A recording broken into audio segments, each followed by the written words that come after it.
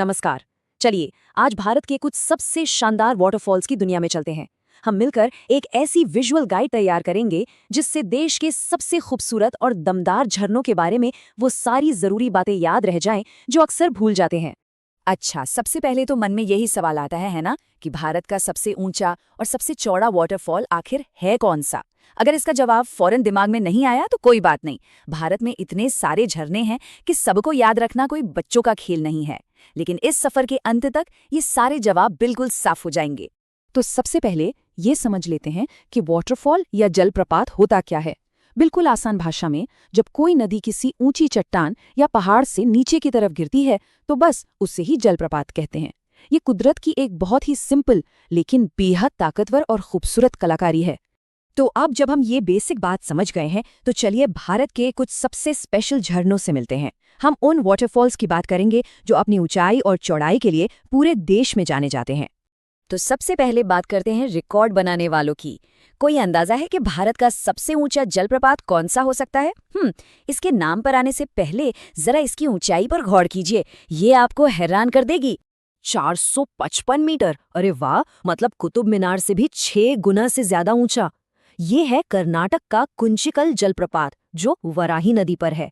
सोचिए जरा, इतनी ऊंचाई से जब पानी नीचे गिरता होगा तो क्या शानदार नजारा होता होगा।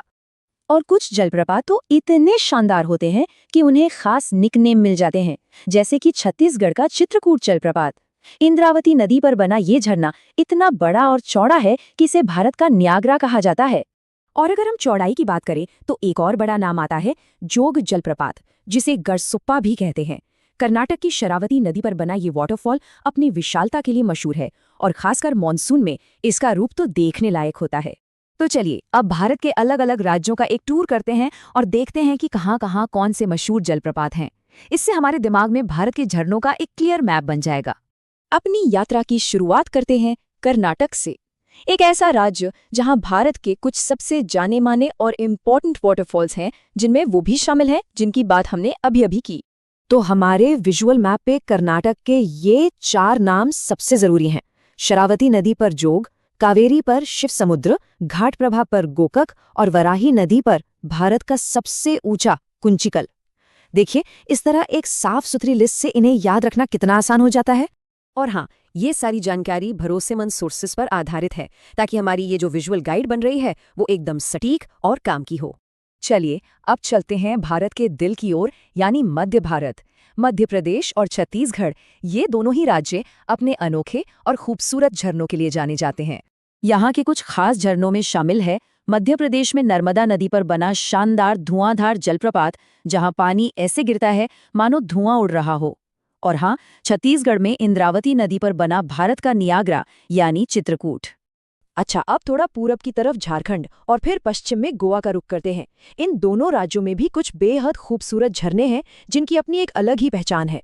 झारखंड का हुंड्रू जलप्रपात स्वर्णरेखा नदी पर एक बहुत बड़ा अट्रैक्शन है।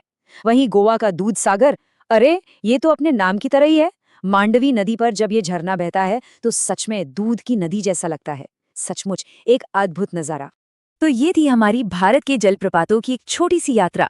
लेकिन इतनी सारी जानकारी में से सबसे जरूरी क्या है? चलिए अब उन मुख्य बातों पर फोकस करते हैं जिन्हें याद रखना सबसे इम्पोर्टेंट है।